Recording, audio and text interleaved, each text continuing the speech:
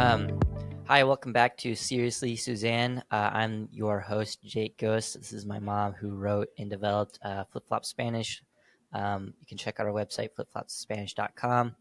Today we're going to be talking about transitioning from high school, like public school, into homeschooling, right? Yeah, just homeschooling high school in general. Like all the questions that we have, can I homeschool high school? What's different? Okay, sounds good. Yeah, so like what are the main differences between public school versus homeschooling? The main differences I would say is just the culture. Like a lot of us don't understand that our culture is everywhere, right? Like you have a family culture, you have a church culture, and you have a public school versus private school versus homeschool culture. And so anytime you transition from one culture to another, there's going to be some pretty big shocks that you don't know.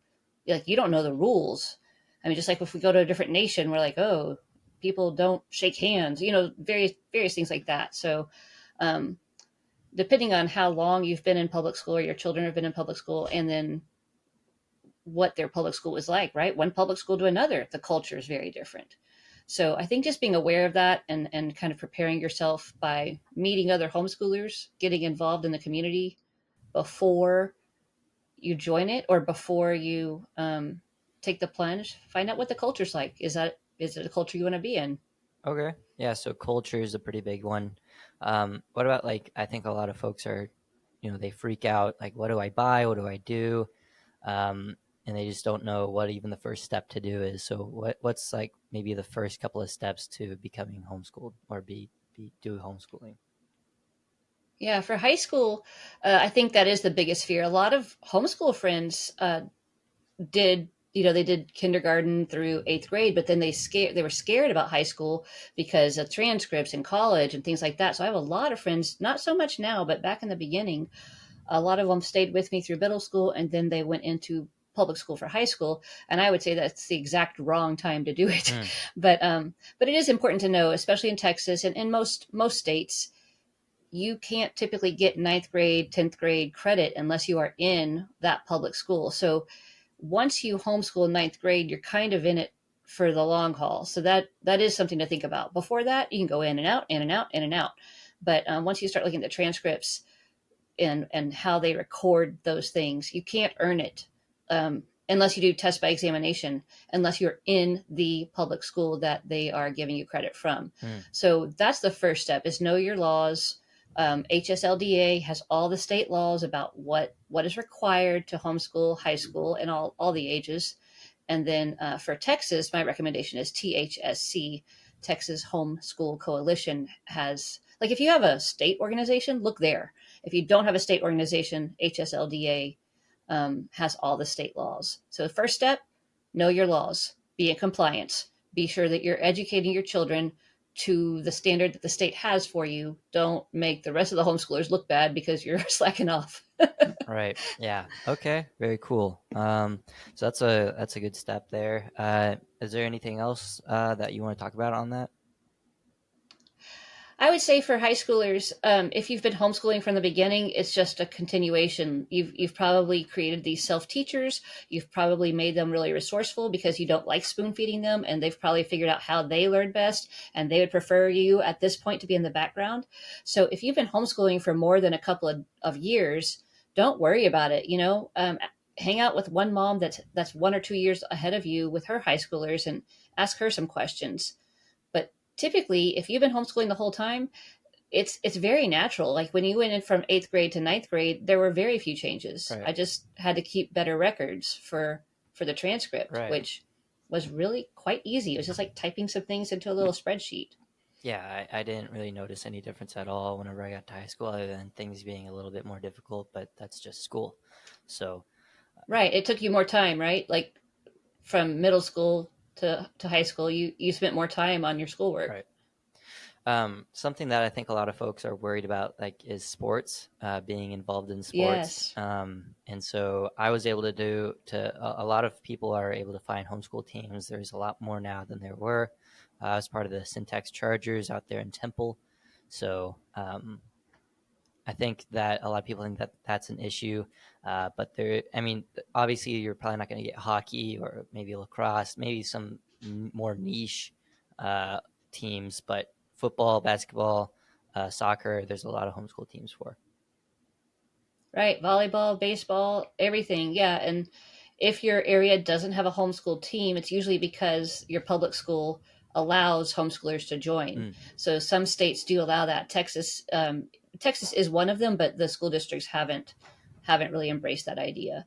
So the school district has to say it's okay, and most school districts don't say it's okay, unfortunately. But for right. us, fortunately, right, because had you been on the public school team, you wouldn't have gotten near as much playtime as you got.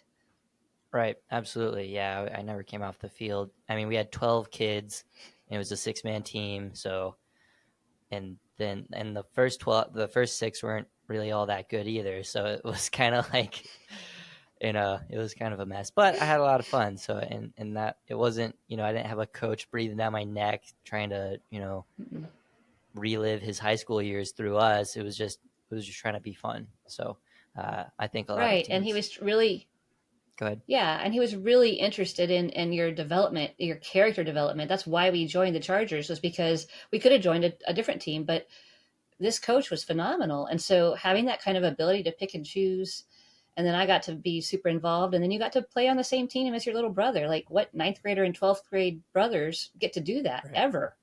Yeah, that was a lot of fun. It was pretty cool. So, okay, so we got sports, we got the transition from homeschool to high school. Um, what else do we think we can cover on that? I think the biggest thing is to recognize that you're customizing your child's education. You don't have to do anything. you you get to totally tailor their education to their strengths and their weaknesses. And so what a wonderful thing, when Mitch was interested in bees, he got to do all the beekeeping stuff in the world. Speech and debate, you with football, anatomy, physiology.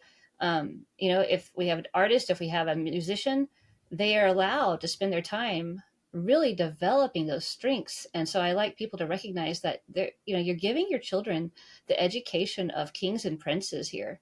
They are not getting the cookie cutter education that the public school gets.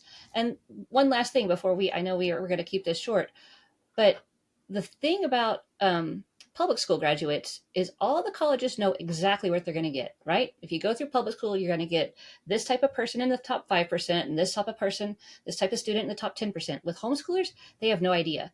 And so they are seeking after homeschoolers because they're like, ooh, what is this kid all about? And so they really want that diversity in their universities. So the fear of, is my kid going to get into college? As long as they can take tests, because you still do have to do the ACT and the SAT. But other than that, homeschoolers are sought after. So that myth of will they get into college is garbage. They absolutely will. The universities truly recruit homeschoolers now. Mm, So those old stories just aren't a fear any longer. awesome. Yeah, I definitely know it. Like I was making knives and uh, going hunting and doing a lot of, like I would say uh, I study a whole lot for the personal trainer's test and all sorts of stuff. So, and I spent hours and hours researching, building muscle, all that stuff, and I wouldn't have been able to do that if all my time was taken up with school. So I'm not trying to say like I'm an expert or anything, but I definitely have probably more knowledge about that subject than 90% of the population. I don't know. But it's just like you can really dive Yeah. into something that you're really interested in rather than just doing a bunch of stuff that you hate. So, Right. Like we did all the stuff, right? We did the 4 years of science, we did the 4 years of history, we did the reading, the writing, the all the stuff. We did all the requirements, but it wasn't like check the box, for eternity. It was check the box of the stuff that we need to do to get you a well-rounded education, and now you have all this freedom. I mean, you were making jewelry and coin rings. You're the biggest entrepreneur, and then already developing your YouTube channel. Like back since you were 14 and 15 years old, you had time to do that. You had time to get up at 4 a.m. and not be wiped out at the end of the day because you could take a nap if you wanted to. right. It wasn't, and then cooking, cleaning, all the stuff. You're just a much more well-rounded individual, I think, than what a public school kid has time to do. And then we could spend our weekends relaxing. We didn't have to, oh my gosh, now we had to clean the house. it was just a slower way of life. But the biggest thing I think for all five of my kids is that they know how to find information. You all five are super resourceful. I am not worried one bit about y'all not knowing how to figure it out. You can all figure it out because you weren't ever spoon fed. Like honestly, almost from like fourth grade on, you have been more in charge of your education than anybody else. Right. Yes, ma'am. Yeah, so that's a good message for public schoolers who are thinking about doing homeschooling. So um, maybe bring that up with your kids, your spouse, or whatever. It's a valuable thing to do for your kids, and I think they'll probably be better for it. So anyway, has been Seriously Suzanne. Please subscribe to the podcast, like the video, follow us on Spotify and YouTube, and we'll catch you again in a week or so. Thanks.